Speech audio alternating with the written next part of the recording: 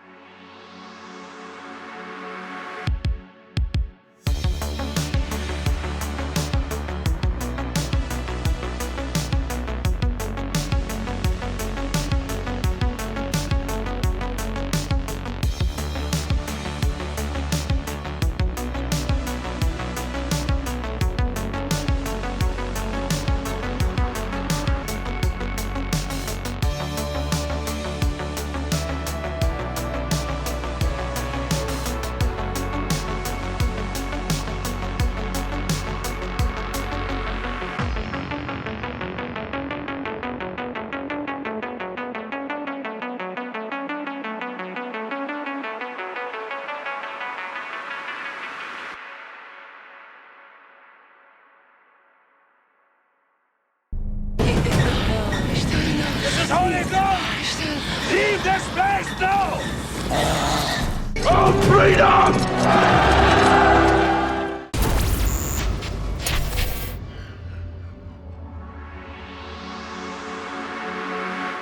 Hello there, creators and fans of prose fiction and the visual arts.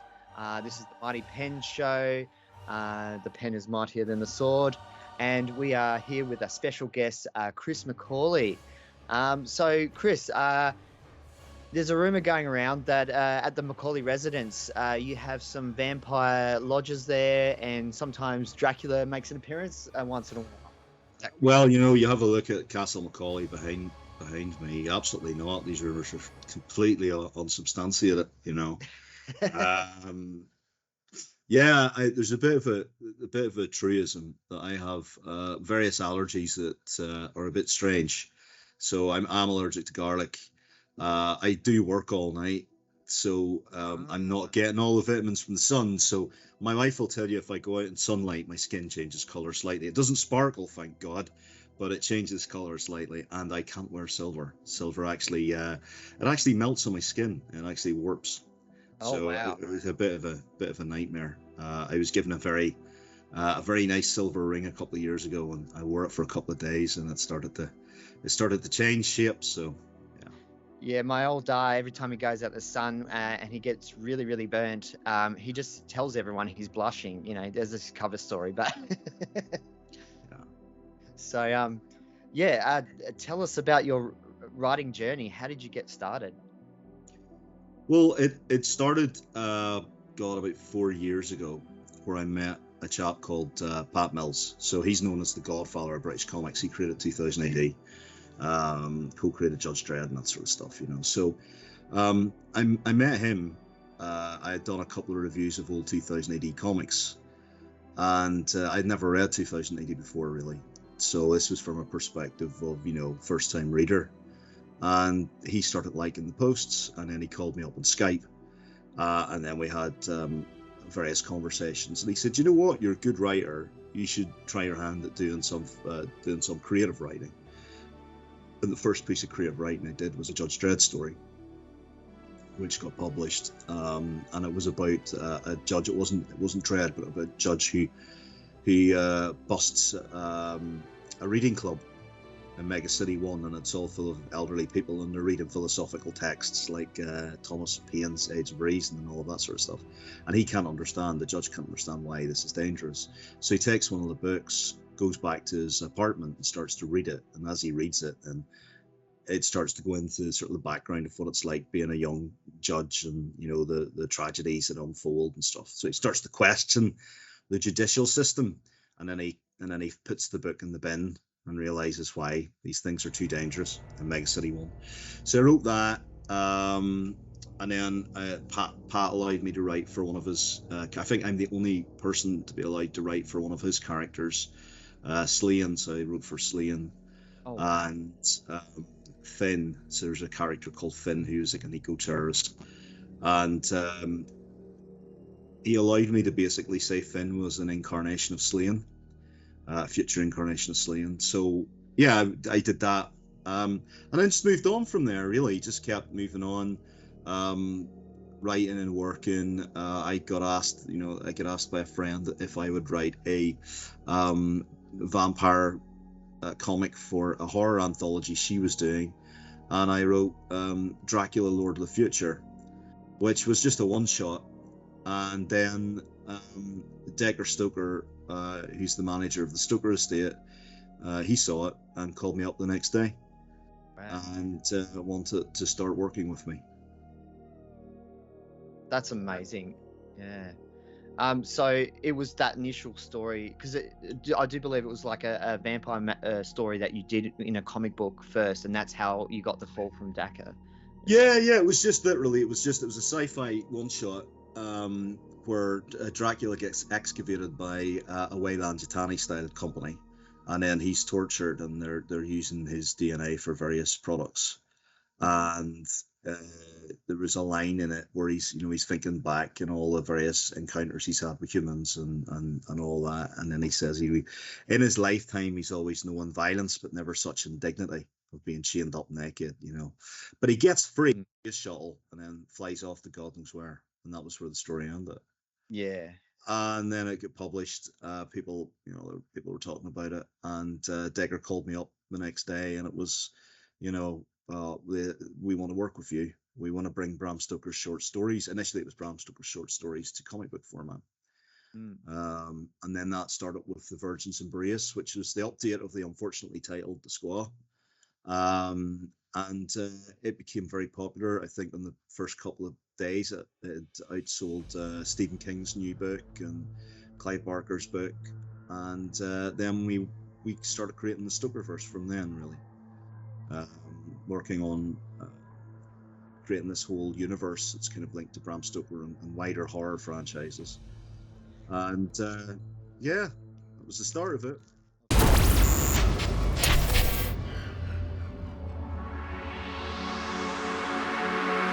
After a hard day in the writer's den or in the drawing studio, it can make one very thirsty.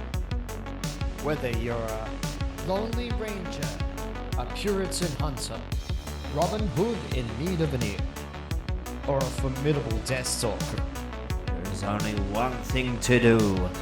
Head to the tavern, buy me an ale. Click the link below or scan the QR code to show your support for this channel.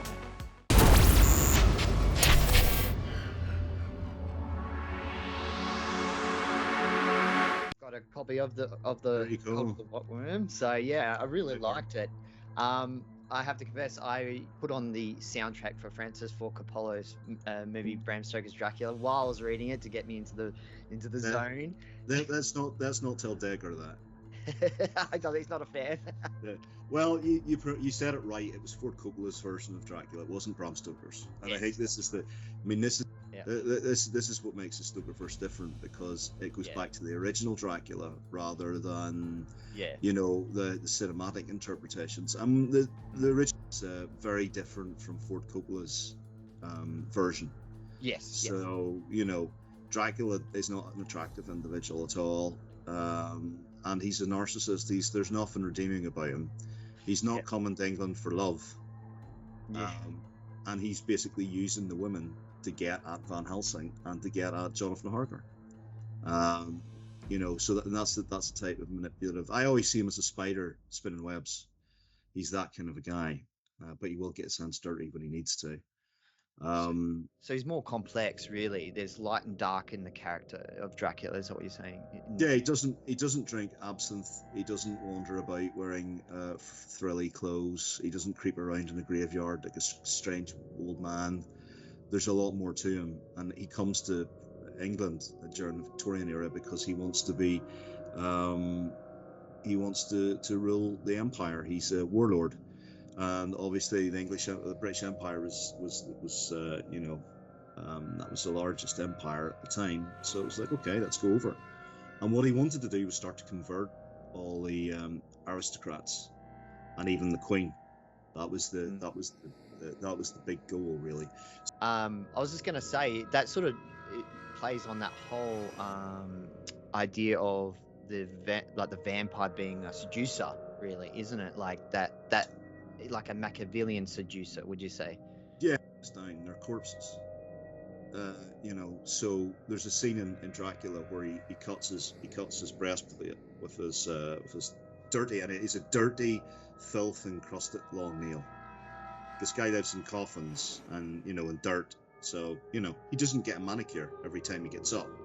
Oh, okay. So he opens up his chest and pushes Mina's head into it, and what comes out of him is blood and congealed pus, and that gets forced down her throat. There's nothing erotic about that. But when Stoker wrote that was to be a form of unholy communion, essentially. Yes. And then when the heroes burst in the room, he presents Mina's face covered in this horrible gore and throws her across the bed, and it's do you want her now? That's essentially, he looks at Harker and he says, do you want her now? He's defiled her in that way. So there's no sexual connotation there. I mean, people say, well, the transfer of blood might be a form of sexual connotation. I'm not sure about that. I think it's more about disease, and vampires are all about disease. Vampires and zombies are about disease, and you'll actually see correlations with this where modern, semi-modern vampire hunting escapades in Romania and in the 70s, where there was a disease that took over a town and they believed it was a vampire, so they opened up some guy's coffin, burnt his body, and everybody in the village had to drink his ash mixed with water. Okay. That's fairly recent. That's 1970s. New England, there was the New England vampire scare in the 1700s, and that was all linked with plague. You get that. That's why vampires go through this renaissance every time there's sort of like disease or something that pops up, because they're a good cipher for that. Anne Rice's vampires are very different. Again, Anne Rice's vampires are not based on anything to do with Bram Stoker or Dracula. It's her own creation, and it's a cipher for the LGBT community, essentially. And that's where you get the sort of the hints of the sexuality of the vampires, because I think in the new series of Interview with the Vampire, they're having sex all over the place. So it's just different. So the Stoker versus depiction of vampirism and Dracula is a bit more cerebral, and they're evil. We don't have any redeeming feature of vampires. They're absolutely totally evil, which is quite fun to play with. Yeah.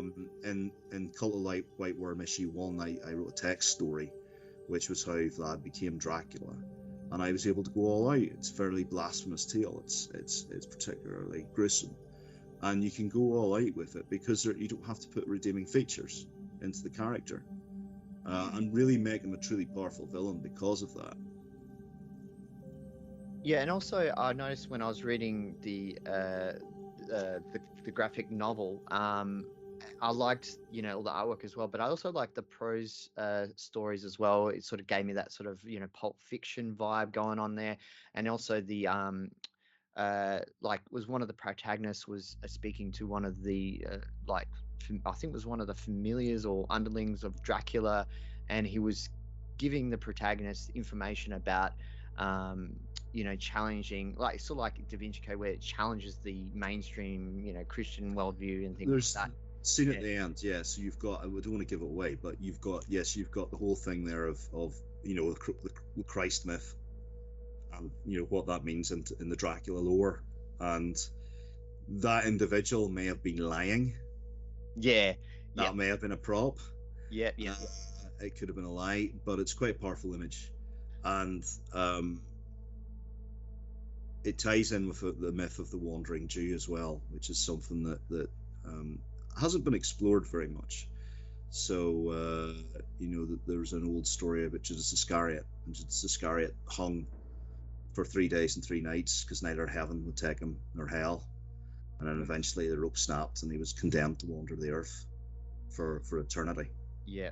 And then that's why vampires have the well, I've put it together that's why vampires are allergic to silver, because you have the 30 coins of silver of the betrayal of Christ.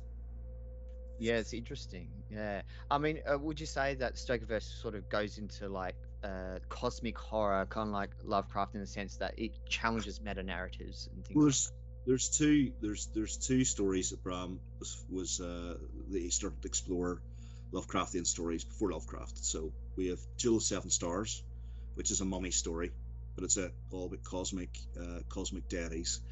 And Dacre and I have written a prequel to that. It came out a couple of years ago. And the other one is Lair of the White Worm. And that's what we start to fuse Dracula with. We start the Stokerverse off with that fusion of White Worm. And what is the White Worm? And it's the White Worm's a larvae of these great elder gods that exist in this void. And those are basically Dracula's gods. So we give Dracula those deities, the deity, and we tie that into Dracula's resurrection a little bit.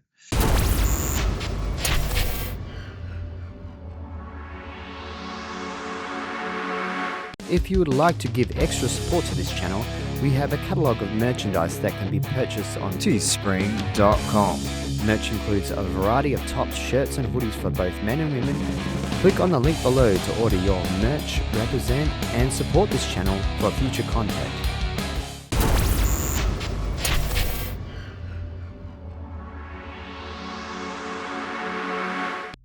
Yeah, it's giving Dracula a unique flavor, but keeping to the original vision of Bram Stoker. I mean, there was 110 pages missing from the original book of Dracula, which Dacre and I have seen, and Bram's notes, and we've been working on those to build up sort of the authenticity of the Stokerverse. But we're also trying to inject it with new things. So the next issue of the comic has Jekyll and Hyde in it. It's got Sherlock Holmes. There's little nods, and the reason we bring Sherlock Holmes into it is because Arthur Conan Doyle and Bram Stoker were best friends. So Dacre has the letters from Conan Doyle to Stoker. So we're trying to build up the universe in a way that pays tribute to Bram's work and to to sort of the wider universe of Bram and friendships that Bram had. Yeah, that's fantastic. I love it when classic writers like that, they collaborated with other writers like Howard with Lovecraft, and and there was the inklings with Tolkien and C.S. Lewis, and it's just great when those great writers collaborated like that way and influence each other, and just makes for a richer literature. It's great. And yeah, I have to congratulate you also for the release of the RPG, The Stoker. There is. What an amazing achievement this is, and it's such a great team you have on board with the production of this book. Thank you, man. So yeah, tell us more about this. Well, yeah, it started because the Stokerverse for the Stokerverse to have games and audiobooks and all sorts of things. So once we had finished with Virgin's Embrace, we moved on to audio drama, which was great. We got some tremendous actors there from Doctor Who and Hollywood, and then the game company started getting interested. I think it was around about the time we were writing the novel, which was Dracula's Bedlam, that Nightfall came along and said, look, we want to do a tabletop RPG. And they had just finished working on, or started working on the Terminator at this stage. So, yeah, that's how the Stokerverse RPG came about. And Clint Langley did the artwork, which was incredible. Oh. So if you're a Warhammer fan or 2000 AD fan, you'll know Clint's work. So it was a great pairing. And yeah, I wrote about 80% of it. We had the Quick Start, which came out, and Andy Brown wrote most of that. That's when we started bringing in the Sherlock Holmes. He's in it, and we've got then we brought out the main RPG, and then we've got various side books which came out with that as well, and a Stokerverse storybook which features werewolves and Jack the Ripper and bits and pieces like that, and more stats for your character. So it's pretty good. It's a really good flagship product. And then once we had that, then we moved on to do miniatures. So we have a miniature war game that came out with Crooked Dice, and it, I think there was something like 60 or 70 miniatures of that. Yeah, that looked really cool. That stuff. Yeah. So, like, my understanding is Crooked Dice, they have their own game as well, or is it the same? Or what's the difference? It's pretty much the 7TV's Dracula, which then has the Stokerverse license with it. Yeah. So it's got but you can mix and match with their other horror sets as well. That's the way it was designed. So you can have Dracula versus like the creature from the Black Lagoon if you want. Yeah. So cool. It's all. But Dacre and I designed the figures from Bram's notes, and we wrote some of the scenarios as well for the game. So the game follows the novel, but it's kind of changed. There's bits that are changed in there. Yeah, it was fun. That was a fun project. That's fantastic. I just love everything you guys have done so far, and I'm really looking forward to the next issue of the graphic novel. So any updates on that? That will be going to Kickstarter next month. So we have, I had written the script in February. This is how long it sometimes takes to get things into production. So I'd written the script in February, and work started on the art last month. So we've got about 16 pages of it done, and Dacre's working away on his bits and pieces. So it's all coming together quite quickly now. I do the Dark Legacy stuff too with Claudia. So we had released issue 2, went through Kickstarter last month. So it's been quite busy this year so far with Kickstarters. That's fantastic, and congratulations also with the Dark Legacy stuff you've been involved with. Can you tell us more about that? Yeah, Claudia called me up about a year and a bit ago and said, "Can you write me a television series?" And I said, "Well, why do we just why are we just doing a television series? Why can't we do a franchise with games and stuff? Exactly the same as the Stokerverse, essentially, just in sci-fi." So that's what we did. That's what we're doing. So we've had our first issue of the comic out, which was an amazing success, and we've got game contracts now with iconic games who do like franchises like Saw, Street Fighter, Silent Hill.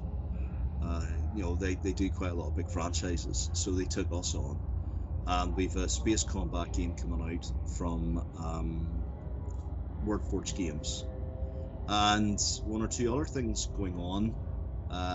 We've actually started writing a television series for it, so that started last week. So yeah, it's busy, and what we did with it was we started bringing in all like various sci-fi stars and creating characters with them. So like Bruce Boxleitner's in there. We've got Pat Talman. We've got Peter Jurczyk. Recently we brought in Chekhov from original series, Walter Koenig. So I work with all these guys, and we sit and we create characters together. What type of characters would they like to see in the universe? I write and stuff and then send it back to them. And we've got Glenn Fabry doing issue 2. So Glenn's obviously a legendary artist. He's worked in a lot of DC stuff, a lot of Marvel stuff, 2000 AD again. He's most known for being the Preacher artist. He's Preacher and Hellblazer. So Glenn's I think he's about 10 or 11 pages in now. And then the pages are going off to be coloured and then lettered. So we're hoping to get it out for about October time for Kickstarter backers. It does take quite a long time for a comic to come out.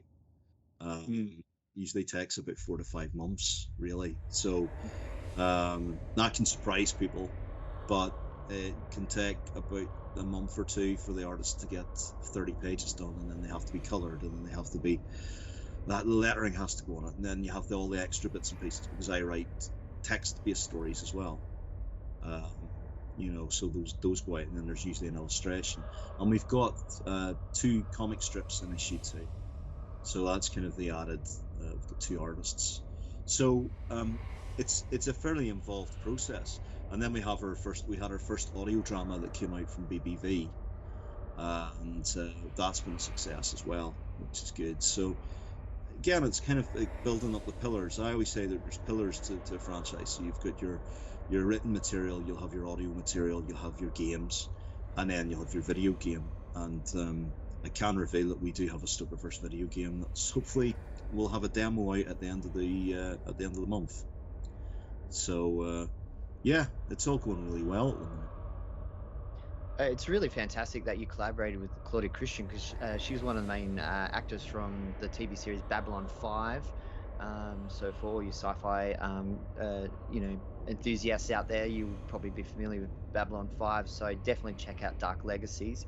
And do you have any of the, like you mentioned, some of the other cast? Were there any of their cast involved from Babylon 5? Yeah, it's all the surviving cast members of Babylon 5 are involved in the project. Yeah, that's fantastic. So we've got then a couple of Star Trek actors and actresses as well. So what we're really building is kind of this universe that pays homage to an awful lot of the acting ability of sci-fi stars, and we like working with them and creating the characters is an amazing experience, because generally when they were doing the Babylon 5 comics in the 90s, they weren't told anything about it. It was just like, right, we're just using your character, and they just plugged it in. Whereas with this, everybody's getting to chat and talk and collaborate, and that's something that Claudia is really interested in doing. That was a part of it. So and the same comes from the games. If we use the characters for the games, we sit and we chat to the actors who are sort of portraying the characters. So I think it's a unique creative experience. It's working very well. I think that's fantastic, all the work you're doing. You're really giving power back, not only to the creators, but also like the fans as well. It's more like fans of the genre, fans of the stories, and bringing that authenticity where it's actually the creators at the heart and soul of the creative process, as the big studios or big corporations or whatever. I think it's really good, the work you're doing. And I'm really looking forward to what else you're doing.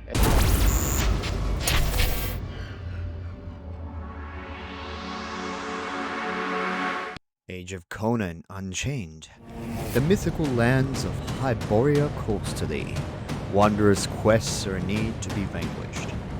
Join me on high adventure of the many kingdoms of Robert Howard's fictional worlds of a distant past that could have been. And if you dare, you can collaborate with me for domination in a world full of monsters and rival armies battling for supremacy. Throughout the episodes, I'll be giving commentary on Howard's Hyborian Age, and I'll be taking chats from viewers and co-players to discuss all things Conan related. Tune into my Twitch channel at www.twitch.tv/Manifesto Barbarian. I look forward to seeing my fellow barbarians in the Age of Conan Unchained.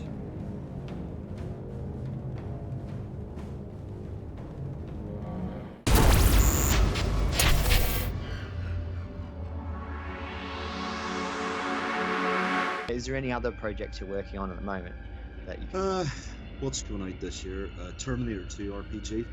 I wrote story content for it. Terminator 1 RPG's just been released, I think. It's just released a couple of months ago, so I was involved in it as well, which is quite cool because all the stories I'd written are canon now in Terminator, and I was told that they will be using some of it for the films, the ongoing films.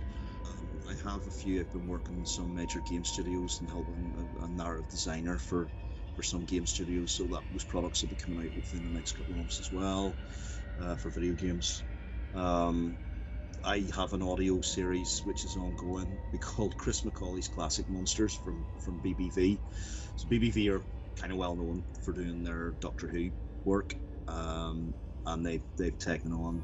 They wanted me to create this sort of unified monster universe from classic, like, so we've got Phantom of the Opera, we've got Dracula, we've got Renfield, we've got Jekyll and Hyde, Frankenstein's creature. So there's more of those coming out around the end of the year, and a box set, I believe, for Halloween time. And I was involved in a short film. I wrote a short film called Carmilla. Okay. Which was filmed in Northern Ireland and is being released by BBV in October time as well. That's fantastic. So are you looking to get involved in more film and television in the near future as well? Or? Well, I wrote 12 episodes of Astro Boy, Go Astro Boy Go. This is the second season. Because all the strikes and stuff, it's not gone into production yet. So I've done some TV stuff. Film wise, I've done a few. I've done a bit of writing for some films. I just kind of take it as it comes, really. If somebody comes along and says, "Look, can you write this? Could you do this?" I won't say no to it, because it's all a challenge, right? It's good for you to experience those different forms of writing, and sometimes you have to learn on the fly. And I'm not afraid to do that. Whenever I was doing the Go Astro Boy Go stuff, I'd never written for an animated show, let alone something that was as big as that.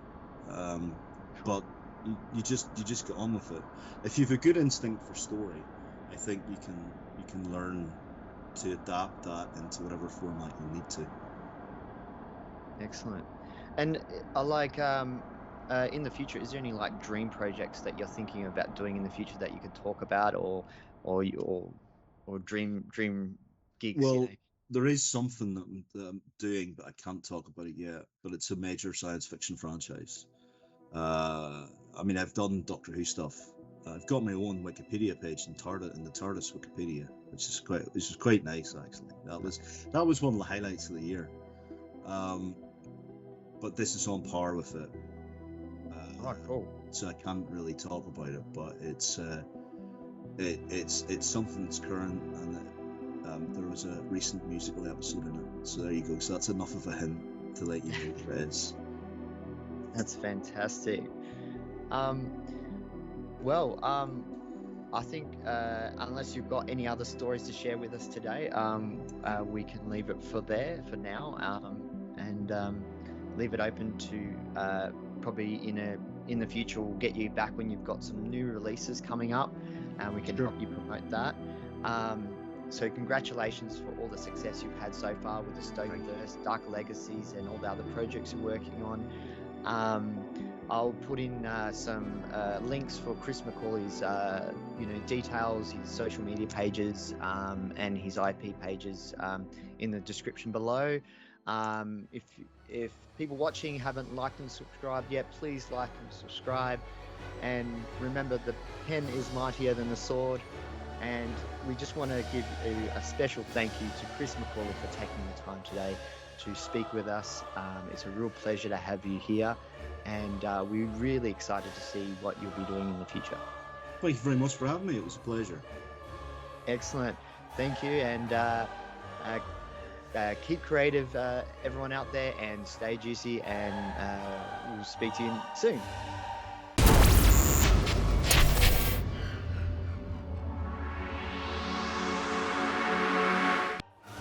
For you viewers out there that wish to keep up to date with Chris McAuley's activities, you can find him on Facebook, Instagram, YouTube, Twitter, and his official website, www.darkuniverses.com.